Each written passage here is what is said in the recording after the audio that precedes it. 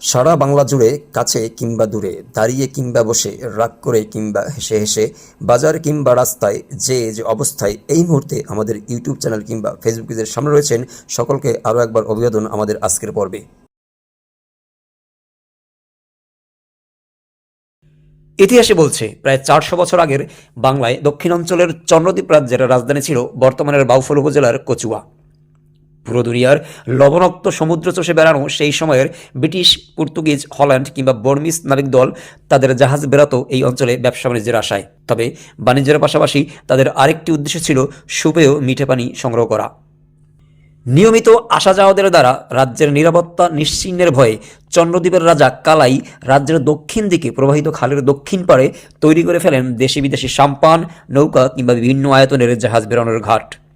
কালাই রাজার নাম অনুসারে ব্যবসা বাণিজ্যের জন্য ঘাট সংলগ্ন গড়ে ওঠা বাজারের নাম রাখা হয় কালাইয়া বাজার, যা পরবর্তীতে পরিচিত পায় কালাইয়া বন্দর নামে। কালাইয়া বন্দরের বয়স প্রায় ৪০০ বছর। ৪ শতাব্দীকাল ধরে জনমনে নিজের পরিচিতি আজও ধরে রেখেছে ঐতিহ্যবাহী এই বন্দরটি। বাংলাদেশ সরকার কালাইয়া বন্দরে ধান, চাল, ডাল, গরু, মহিষ অন্যান্য পণ্য সামগ্রী ক্রয় বিক্রয়ের মাধ্যমে কোটি কোটি টাকা রাজস্ব পেয়ে থাকে প্রতি বছর। সপ্তাহে প্রতি সোমবার কালাইয়া বন্দরে বসে হাট।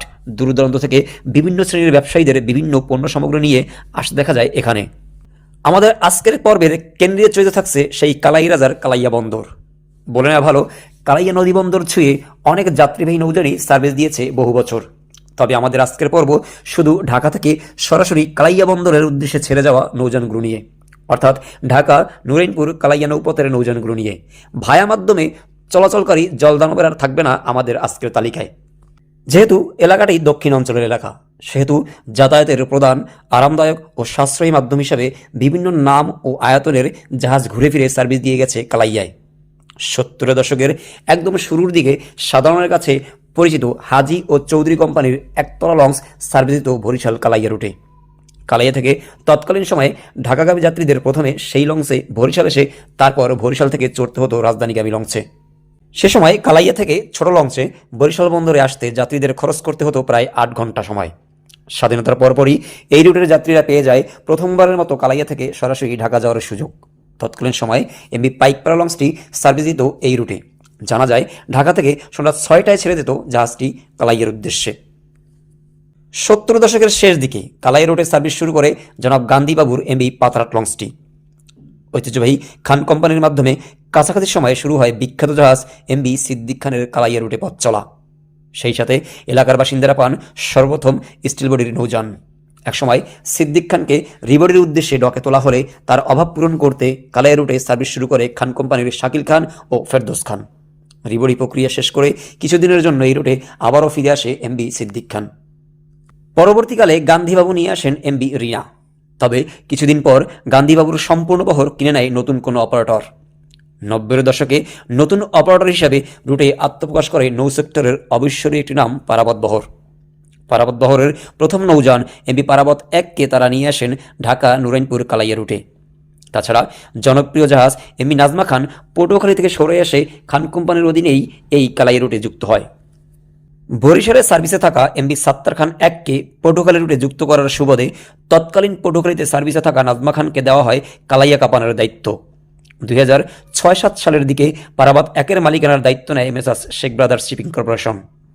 শেখ ব্রাদার্সের অধীনে রিবডি ও রূপান্তরের মাধ্যমে পারাবত 1-এর বাহ্যিক ডিজাইন বদলে সম্পূর্ণ নতুন ডিজাইন দান করা হয়। বাহ্যিক ডিজাইন ছাড়াও পারাবত 1-এর নতুন নামকরণ করা হয় স্বর্ণদ্বীপ প্লাস, যা কালাইয়া রুটের বেশ জনপ্রিয় নাম। 2008 কিংবা 2009 সালে এমবি বাগেরহাট 1 লঞ্চটি বেশ কিছুদিন কালাই রুটে সার্ভিস দিয়েছিল। সম্ভবত পারাবত 1 রিবডি কিংবা রূপান্তর করার সময় প্রক্সি অথবা ভিন্ন কোনো নৌযানের প্রক্সি ট্রিপ দিয়েছিল বলেই জানা গেছে। 2013-14 সালে কালাইয়া রুটে নাজমা খানের পরিবর্তে বেশ কিছুদিন সার্ভিস দিয়েছে এমবি মশিরুন খান। 2014 সালের শেষের দিকে এই রুটে সার্ভিসে আসে আল ওয়ালিদ এবং অল্প কিছুদিন পরে সার্ভিসের বাইরে চলে যায় এই নৌযানটি। 2015 সালের 4 জুন আরও একটি নাটকীয় পরিবর্তন আসে কালাইয়া রুটে, যে পরিবর্তনের নেপথ্যে থাকে সুন্দরবন নেভিগেশন কোম্পানির তৎকালীন এমবি সুন্দরবন 6। তবে খুব বেশি দিন রুটে স্থায়ী হয়নি সুন্দরবন ফ্লিটের এই নৌযানটি। বেশ কিছু বছর পর স্থির সময়কালের সমূলে পরিবর্তন ঘটে। মশিউন খান, আলো আলিদ ও স্বর্ণদ্বীপ প্লাস অধ্যায়ের শেষে কালাইয়া রুটে শুরু হতে থাকে আজকের অবস্থার চিত্রনাট্যের। 2013 সালে শেখ ব্রাদার্স ওয়াটারওয়েজ ঢাকা নুরাইনপুর কালাই রুটে যুক্ত করে তৎকালীন রুটের সর্ববৃহৎ ও বিলাসবহুল আনকোরা লংস এমবি ইগল 4। আউটলুক, ইন্টেরিয়র এবং স্ট্রং প্রপালশন সিস্টেম, এই তিনের সমন্বয়ে তৈরি ইগল 4 কালাইয়া রুটে নতুন সম্ভাবনা এবং ভাবনার দুয়ার উন্মোচন করতে বাধ্য করে, যে কারণে তৎকালীন চলাচলকৃত অন্য সকল নৌযান অপারেটর সহ বিভিন্ন অপারেটর কালাইয়া রুট নিয়ে এঁকে ফেলেন নতুন ছক। নতুন ছকের প্রথম চমক হিসাবে মেসার্স শাম্মী শিপিং লাইন্স নামক নতুন অপারেটর রুটে আবির্ভাব ঘটে এমবি ধুলিয়া 1 নামের নতুন নৌযানের হাত ধরে। রুটের বিবেচনায় মানানসই আকৃতির জমকালো ইন্টেরিয়র ও বর্ণিল আলোকসজ্জায় সজ্জিত দুলিয়া 1 কালাই রুটে সার্ভিস শুরু করে 2015 সালের 20 এপ্রিল। ইগল 4 এবং দুলিয়া 1 ডুয়োর জমজমাট উপস্থিতি এবং সফলতার পথে আরও একটি নতুন অপারেটরের আগমন ঘটে ঠিক তার পরের বছরই। দারুণ কম্প্যাক্ট বডি এবং দুর্দান্ত গতির এমবি বন্ধন পাস কালাই রুটে অভিষিক্ত হয় 2016 সালের ফেব্রুয়ারি মাসে।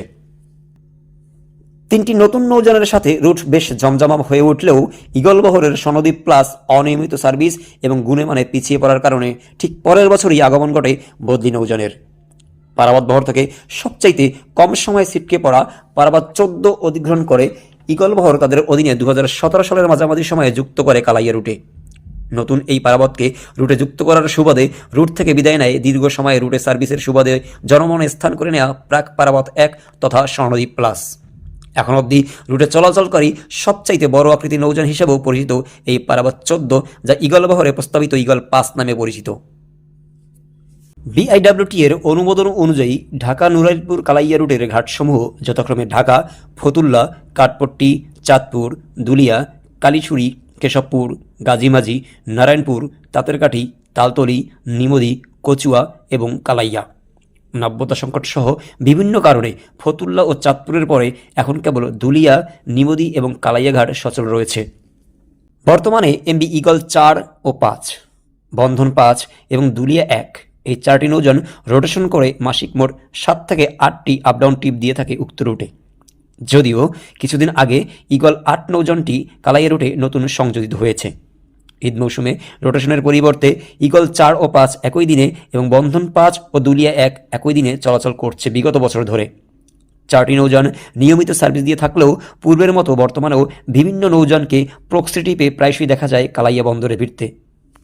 ঢাকা থেকে আপ ট্রিপে সন্ধ্যা 7টায় এবং ডাউন ট্রিপে কালাইয়া নদীবন্দর থেকে বিকাল 4টায় নিয়মিত লঞ্চগুলো সেরে আসে গন্তব্যের উদ্দেশ্যে।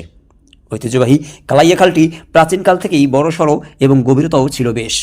খালটি দক্ষিণ অঞ্চলের মানুষের কালাইয়া বাজারের এবং কালাইয়া নদীবন্দরের যোগাযোগের মূল মাধ্যম হিসাবেই পরিচিত। শীত মৌসুমে প্রায়শই খালের নাব্যতা সংকট চরমে পৌঁছে যায়, যে কারণে ঢাকা থেকে আসা রুটের লঞ্চ তো দূরের কথা, ছোট এবং মাঝারি আকার ট্রলারও ডুবোচরের কারণে চলাচলে বাধাগ্রস্ত হয়। খালের দুই পার পলিমাটি জমে খালটি দিনকে দিন ছোট ও অগভীর হয়ে যাচ্ছে। ফলে শীত মৌসুমে ভাটা এবং জোয়ার উভয় সময়ই খালে লঞ্চ ও ট্রলার ঢুকতে বেশ বেগ পেতে হয়। গত কয়েক বছরে এই সমস্যা আরও তীব্র থেকে তীব্রতর হয়েছে। আশা করি যথাযথ কর্তৃপক্ষ ঐতিহ্যবাহী এবং গুরুত্বপূর্ণ এই নৌপথে নির্বিঘ্নে নৌযান চলাচলের বন্দোবস্ত করতে উদ্যোগী হবেন। নুরাইনপুর ও কালাইয়া লঞ্চঘাট দুটোই একই নামের দুটি খালের ভেতরে অবস্থিত। এই জোড়াখালি আসলে এই রুটে নবাগতদের কাছে প্রধান আকর্ষণ। তেঁতুলিয়ার সৌন্দর্যের মুগ্ধতার রেশ কমে আসার আগেই জোড়াখাল পাড়ের অবারিত সৌন্দর্য চোখ, মুখ ও মগজে অন্যধারার আসক্তি তৈরি করার জন্য যথেষ্ট বৈকি। দুই পাশ ঘেঁষে বেড়ে ওঠা সবুজের ফসলি মাঠ, দীর্ঘাকার তালগাছ এবং যত্রতত্র সাদাবকের স্বাধীন আনাগোনা কিংবা মাছরাঙ্গা শালিকদের নিত্য চঞ্চলতায় হৃদয়ে সৃষ্টি হবে অপরিচিত কিন্তু ভালো লাগার কিছু অনুভূতি। প্রকৃতির কোলে বেড়ে ওঠা অপ্রাকৃতিক ঘাটগুলোর আনাচে কানাচে যুগ যুগ ধরে ভিড় করছে অসংখ্য জলযান। তাদের মাঝে খুঁজে পাওয়া কিছু নৌযানের নাম, পরিচয় এবং তাদের শিডিউল নিয়ে সাজানো নুরাইনপুর ও কালাইয়ার এই ইতিহাস তার প্রকৃত ইতিহাসের খুব সামান্যই বহন করছে। পৃথিবীর বুকে অবিকৃত ইতিহাস বলে কিছু নেই, নিরেট অতীতেও রয়ে যায় কিছু কালশিটে। তাই আমরাও নির্দ্বিধায় বা নির্বিঘ্নে বলতে পারছি না কালাইয়া ও নুরাইনপুরের নৌযানের এই ইতিহাস পুরোপুরি নির্ভেজাল। ভুলভ্রান্তি থাকবে এবং প্রয়োজনে তা সংশোধন করা যাবে। তাই ভুলভ্রান্তি ক্ষমা করে আমাদের কমেন্ট বক্সে আপনার গুরুত্বপূর্ণ মতামত প্রদান করতে পারেন।